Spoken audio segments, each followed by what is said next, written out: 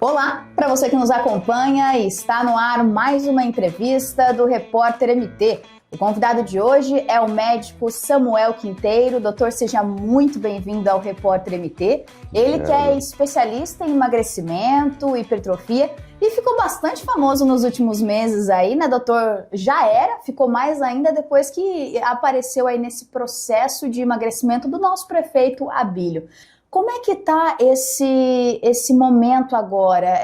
O prefeito ele tem seguido uma alimentação regrada, é um treino diferente que ele está fazendo, também tem as canetinhas milagrosas que vieram agora. Ao todo, até esse momento, quantos quilos ele já perdeu que vocês estão acompanhando? Até agora foram 20 quilos. Caramba, nesse momento, bastante já. Já aumentou, né?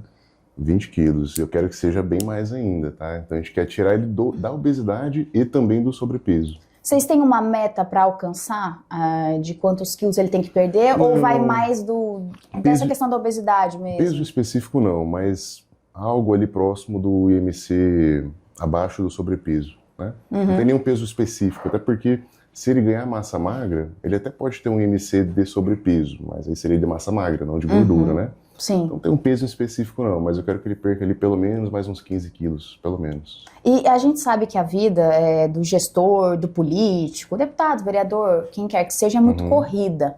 Como é que faz para alinhar essa perda de peso com alimentação, com treino? Qual que é o foco principal que você tem dado para esse processo dele, doutor?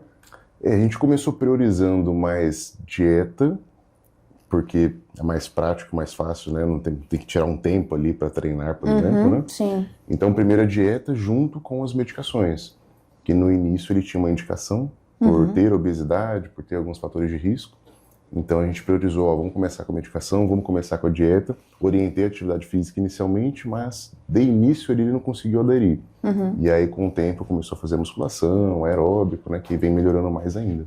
Doutor, depois que eu tô falando canetinhas para não citar um nome específico, mas a gente já ouviu falar Mounjaro, Ozempic, Wegovy e outras mais. Porque às vezes a gente não quer ter que deixar de comer uma coisa ou ter que ir pra academia ralar para poder emagrecer. A gente às vezes quer o caminho mais curto, mais rápido. Como é que funciona isso para poder usar esse tratamento das canetinhas? Tá, vamos lá. O tratamento... É importante esclarecer alguns pontos. Primeiro, para qual é o público-alvo, né?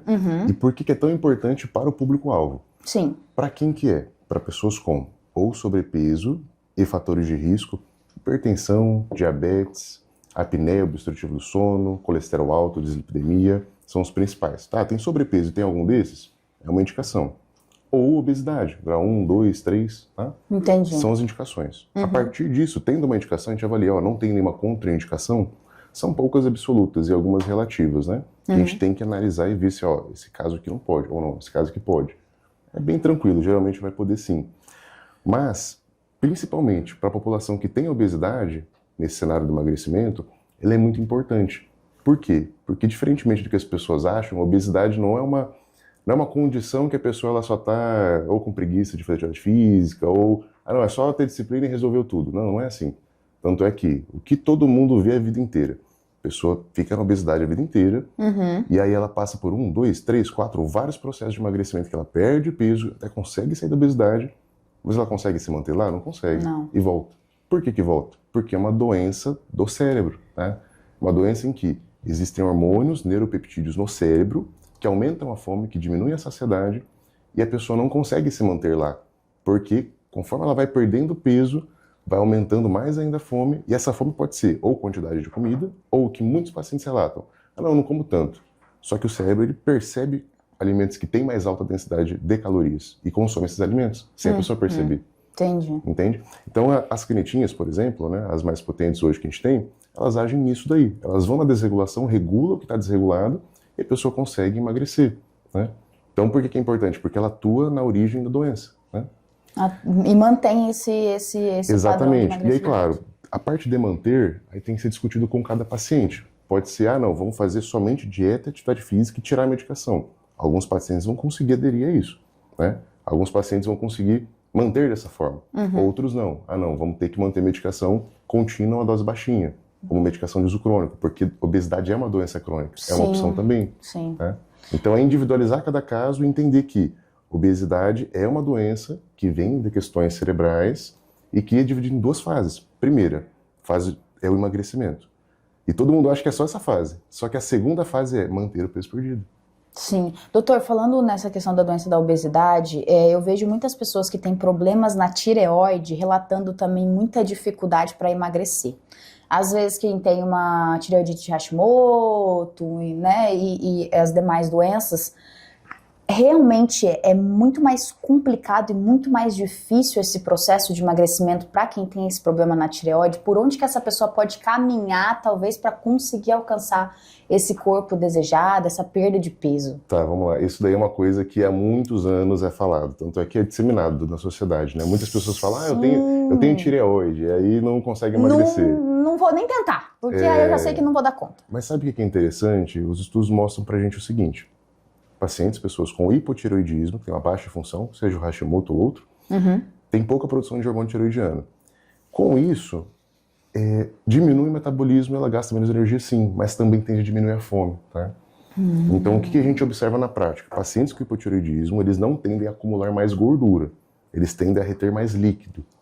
Então, tem 2, 3, 4 quilos a mais de água ali que não deveria estar. É uma opção, mas não que ele vai engordar de gordura, tá? E outra coisa, o paciente tratando, e o tratamento ele é muito simples, é só repor o hormônio que falta. Ele fica normal, tá? Então, ter hipotireoidismo em tratamento não é algo que vai levar a uma disfunção. Tá? Legal. O pessoal que tá em casa já fica mais tranquilo, porque a gente imagina, às vezes, ver a pessoa muito inchada e tem a impressão que é de gordura, e é o que o senhor explicou, a questão do líquido. Doutor, outro ponto também que ainda gera muita dúvida, muita curiosidade, é a questão do jejum. Tem muita gente que passa muito tempo em jejum, o famoso jejum intermitente, acreditando que o peso vai despencar na balança na hora que parar. Realmente, isso é um fator que auxilia no processo de emagrecimento ou não? Tem outros métodos que podem ser muito mais eficazes? Esse daí também é outro ponto que muito se fala, né? Muito, tem muita dúvida. Então, o jejum, na verdade, ele não... A resposta não é nem sim nem não, depende. Então, depende para quem. Tem pessoas que... E por que depende para quem? Porque o que importa não é se você faz... vou fazer 2 refeições por dia, ou seja, vou ficar 12 horas de jejum e fazer a cada 12 horas uma refeição. E com isso eu vou consumir 1.000 calorias em uma refeição, 1.000 em outra. Ou sei lá, menos. 700 em uma, 700 em outra. 1.400 por dia. Ou não, eu vou dividir em 4 refeições, eu vou fazer 350 4 vezes por dia. De qualquer forma vão ser 1.400 calorias por dia, entende? Sim. Então, independente da forma em que você come, a frequência, o que importa é as calorias do dia, tá? Então, por esse lado, o jejum ele não tem vantagem, porque o que importa são as calorias. Por outro lado, tem pessoas que, se ficarem muitas horas sem comer, não conseguem depois fazer uma refeição tão volumosa. E isso pode ser uma vantagem, né? Ou outras não, outras é o contrário, outras ficam muitas horas e acabam tendo compulsão alimentar. Então é muito individual. É muito específico. É muito individual. Entendi. Uma outra questão, doutor. Também tem algumas pessoas que comentam que já fizeram de tudo e não conseguiram emagrecer. Já tentaram de tudo e não vai, o peso não muda. Tem alguma coisa no nosso metabolismo que pode travar esse processo de emagrecimento de fato? Da pessoa não conseguir emagrecer de jeito nenhum e tem que partir para outro método, talvez uma cirurgia, algo do tipo? Tá. De parte de metabolismo não tem nada muito expressivo não. Claro, tem pessoas que têm metabolismo mais acelerado, outras um pouco menos. E isso interfere sim na parte de perda de peso. Porém não é algo tão relevante. O que é mais relevante realmente é a parte de fome, tá? Tanto é que no processo de emagrecimento, quando inicia o processo de emagrecimento com uma dieta ou algum estímulo inicial, perde bastante peso no início, por 2 motivos. Um, porque perde mais água no início e depois perde menos água e mantém a perda de gordura, né? E com o tempo, depois de muitos meses, né, vai lentificando essa perda. Por que vai lentificando? Não é porque as pessoas associam com o metabolismo está desacelerando. Não é isso. Exato. Mas é porque a cada 1 quilo que a gente perde no processo de emagrecimento, a fome aumenta em 100 calorias. Cerca de 100 calorias. Caramba. Ou seja, a pessoa perde 10 quilos, 1.000 calorias. 20 quilos, 2.000 calorias, algo próximo disso. Entende? Então fica cada vez mais insustentável manter a adesão à dieta. É o que você falou, o psicológico também pesa bastante. Exato. Né? Sem a pessoa perceber, ela está consumindo mais calorias. Entendi. Então não é porque, percebi que está lentificando, quer dizer então que desacelerou o metabolismo? Não. Pode ter esse fator, mas é tão pequeno que não é tão relevante.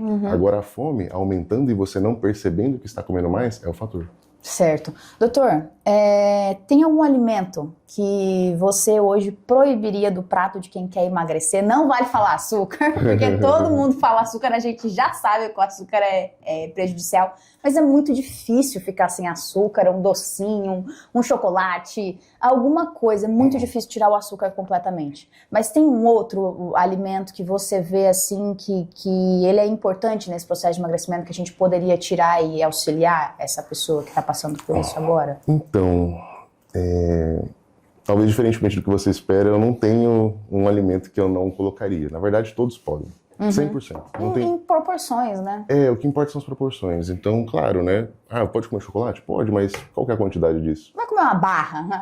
É um pouquinho, né? É um pouquinho. Que tem que ser calculado e estruturado dentro da dieta de acordo com a atividade física daquele paciente diariamente, os outros alimentos, as calorias dos outros alimentos, né? Então dá para encaixar tudo, mas a quantidade é o fator mesmo. Tem algum alimento que as pessoas acham que é super saudável e não é tanto assim? Vou falar primeiro assim de alimentos que as pessoas acham que são saudáveis e podem ser saudáveis, só que prejudicam o processo de emagrecimento. Eu acho que esse é um ponto bem grande, né? Sim. Azeite é um deles. Então é saudável? É saudável, mas é extremamente calórico. Então a pessoa vai lá, faz uma salada que tem pouca caloria e enche de azeite. Ferrou tudo. Já era. Muita caloria. Mesma coisa. Aí imagina, a pessoa faz isso no almoço, faz isso na janta. Caraca, o azeite. E aí ela já, sem perceber, consome mais 200, 300, 400 calorias no dia. Né? Sim.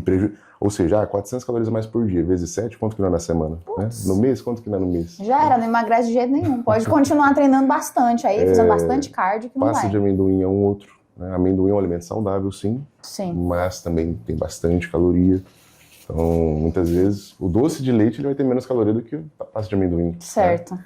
Claro que saúde é uma coisa, só que quando a gente pensa em emagrecimento, o emagrecimento por si só também é saúde. Sim. Então, se você seleciona um alimento que ele é saudável, só que ele é muito calórico, você também está indo contra a saúde daquele momento. Sim. Porque uma pessoa com obesidade, ela emagrecer, ela vai melhorar a saúde dela. Então, se ela escolher alimentos que também são saudáveis, só que são menos calóricos, é bem melhor. Né? Sim. Agora, mudando um pouquinho de assunto, saindo do emagrecimento e indo para a hipertrofia. Eu vou puxar a hipertrofia porque quando a gente acaba de entrar na academia, a primeira pergunta que o treinador, o instrutor faz pra gente é: qual o seu objetivo aqui? E muita gente responde hipertrofia, porque é a primeira coisa que vem na cabeça. Ou hipertrofia ou emagrecimento. Mas tem uma diferença entre a hipertrofia e a definição, né, doutor? Nesse processo de hipertrofia, qual que é o principal fator que auxilia? É treinar pesado? É comer bem? É tomar bastante água? Qual que é o principal que ajuda a gente chegar naquele corpo que eu olho no espelho e falo: rapaz, se eu for na praia agora, eu estou shapeado, eu vou parar a praia toda. Tá. Todos são importantes. Todos certo. são importantes. Vamos colocar assim, peso de importância, eu colocaria dieta e treino. Dieta é 100%, o treino são outros 100%. Não dá para substituir um ao outro. Não dá. Porque se você treinar muito bem e você não faz dieta, você vai engordar ou você não vai hipertrofiar como deveria, né? Então vai ser prejudicial. Sim. Ou você não treina direito e come bem, mas você não vai hipertrofiar dessa forma também, né? Então os dois têm que andar juntos. Os dois são muito importantes. A água é muito importante também, dormir bem é muito importante, tudo é importante, esse que é o negócio, não tem... É um processo muito difícil de mas os dois mais importantes, dieta e treinamento, tem que estar alinhados, não tem jeito, né? Falando na questão de treino, doutora, puxando para esse lado do objetivo da pessoa em alcançar a hipertrofia, tem treinos que são melhores para quem quer hipertrofiar? Por exemplo, treinos livres ou treinos em aparelhos? Algum desses é mais indicado? Exige mais do seu corpo? Tá, treinamento, musculação, né? Agora dentro da musculação, aparelhos ou livres, tanto faz, né?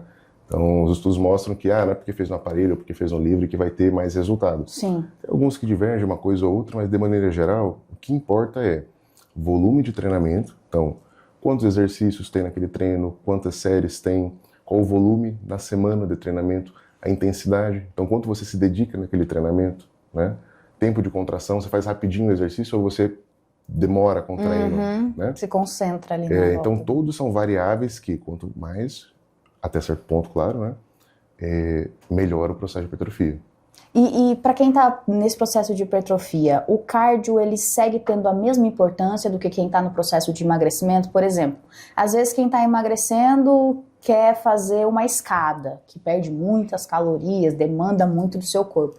Quem está nesse processo para hipertrofiar também deve caminhar por esse lado, ou uma esteira é mais aconselhável, uma bike, um elíptico, fazer outro tipo de cardio também, não sei se tiver algum. O que é mais aconselhável? Não existe uma regra, na verdade, tanto para hipertrofia quanto no emagrecimento, todos esses são válidos, absolutamente todos. Sim. O que vai mudar é o quê? Qual a quantidade de calorias que tem na dieta daquela pessoa, qual é o superávit calórico, que tem que ter uma quantidade de calorias consumindo a mais do que se gasta para hipertrofiar, né? Sim. Ou pelo menos aumentar o potencial de hipertrofia. E a partir disso a gente calcular, vamos colocar esse exercício numa intensidade mais alta por mais tempo, ou não, vamos fazer por menos tempo, né? Sim. Mas claro que no emagrecimento a tendência é subir o tempo de cardio e na hipertrofia um pouco menos, mas é importante em todos os cenários. Certo. É melhor fazer o cardio antes de começar o treino ou depois do treino? Por que eu tô perguntando isso? Além de eu ver muita gente falando disso, na academia às vezes eu começo, aí eu vejo alguém falando pro coleguinha, não, vamos fazer o treino primeiro, depois a gente finaliza, ou o correto é fazer uns 10 minutinhos no começo, uns 10 minutinhos no final. Tem uma regra do que é melhor, mais certo, diríamos assim? Tá, o mais certo é fazer depois do treino. Por quê? Fazer um aquecimento, 5, 10 minutinhos ali, para treino não tem problema. Mas fazer um cardio intenso, o ideal é depois. Por quê? A gente tem no nosso músculo um estoque de glicogênio muscular. O que é glicogênio muscular? É o carboidrato do músculo, ou seja, energia rápida. Então, aquela energia rápida, ela é consumida rapidamente. Então, dura o treino, mais ou menos 1 hora de treino, vai durar aquele estoque mais ou menos, 1h30, de maneira bacana, né? E se a gente faz o cardio antes, a gente vai acabar fazendo com que ele seja gasto antes do treinamento de musculação. E aquela energia ela é muito importante para você ter força para treinar na musculação, entendeu? Então você pode diminuir o potencial da musculação de desempenho, tá? Agora, quando você faz a musculação, gasta todo o seu glicogênio muscular e depois vai para o cardio, o que você vai gastar? Você vai gastar gordura, tá? Entendeu? Entendi. Não é tão simples no sentido de, eu expliquei assim, parece que, não, então a solução mágica para perder gordura é fazer depois. 40 minutos depois eu vou ficar você zero. Você não vai perder mais gordura porque você fez depois ou antes. O que importa é o gasto energético do dia inteiro com as calorias do dia inteiro, é isso que importa. Porém, você vai utilizar mais a gordura neste momento do que você utilizar no momento da musculação, porque o carboidrato para a musculação ele é muito importante. Entendi. Manter a resistência ali, a questão da força. Exatamente. Doutor, só pra gente já ir se encaminhando pro finalzinho da entrevista, mito ou verdade, tem um horário melhor para treinar? Por exemplo, o meu corpo, ele tá mais preparado para treinar de manhã ou tá mais preparado para treinar à noite? Isso vai fazer diferença no meu processo? Seja de emagrecimento, seja de hipertrofia, seja de definição ou demais outras coisas que eu queira buscar? Na teoria tem algumas teorias que falam que mais tal horário ou outro. Na prática, é o melhor horário de adesão e cada paciente tem o seu, cada pessoa tem o seu. Por exemplo, eu gosto de treinar mais final do dia. Então, para mim, que eu tenho um metabolismo muito acelerado, queimo muita gordura e muito carboidrato o dia inteiro, eu preciso me alimentar bastante durante o dia para ter energia no final do dia. Se eu acordo e vou treinar, o desempenho não é o mesmo. Agora, tem outras pessoas que já é diferente. E alguns estudos mostram que de manhã pode ser uma ótima opção, ou até melhor, porque geralmente tem um pico no homem de testosterona e tanto homem quanto mulher de cortisol de manhã. Então isso daí auxilia para ter mais desempenho no treinamento. Mas assim, você percebe que é muito individual? Os estudos falam isso daqui, tá? Mas, por exemplo, para mim, para muitas pessoas, de tarde é melhor. E na prática não tem um consenso também nos estudos que, não, aqui certeza que vai hipertrofiar mais. Não, outro horário vai hipertrofiar menos. Tem assim, alguns detalhes que podem ser melhor para um, para outro. O que eu vejo na prática? Depende muito de cada pessoa. Eu imagino também por conta da questão do horário, tem muita gente que tem mais tempo no período da manhã e consegue fazer um treino às vezes mais longo e mais tranquilo, sabe? Sem aquela pressão de preciso terminar logo, não dá tempo de revezar, vou ficar sem fazer esse aparelho hoje porque eu tenho que ir embora, eu tenho que ir pro serviço, eu tenho que ir pra faculdade, pra algum lugar. E às vezes tem pessoa que tem mais disponibilidade no finzinho da tarde, mesmo cansada, ela ainda consegue fazer um treino mais tranquilo, né? Acho que isso pesa também, né, doutor? O que melhor adere é a melhor opção. Certo. E a última, doutor, a gente sabe que primeira semana de academia é um pavor porque tudo dói. Você treina a perna hoje, amanhã você não consegue andar. Você treina braço amanhã e depois de amanhã você não consegue levantar para pegar um copo que está dentro do armário. Essa dor nas primeiras semanas, eu imagino que seja comum porque seu corpo estava num período estático e de repente você começou a movimentar. Mas sentir dor pós-treino, depois que você já está frequentando a academia, é comum? É normal? Isso pode ser de alguma variação que você fez? Ou não sentir dor nenhuma significa que você treinou fofo no dia anterior? Tem alguma análise sobre isso? Tá, sentir dor é completamente comum, normal. Principalmente se os estímulos são mudados. Precisa sentir dor para hipertrofiar? Não, não precisa. Certo. Pode ter uma hipertrofia bacana mesmo sem sentir dor. Mas é mais provável que você sinta se você ir além, né? Se esforçar mais e mudar os estímulos. Tá?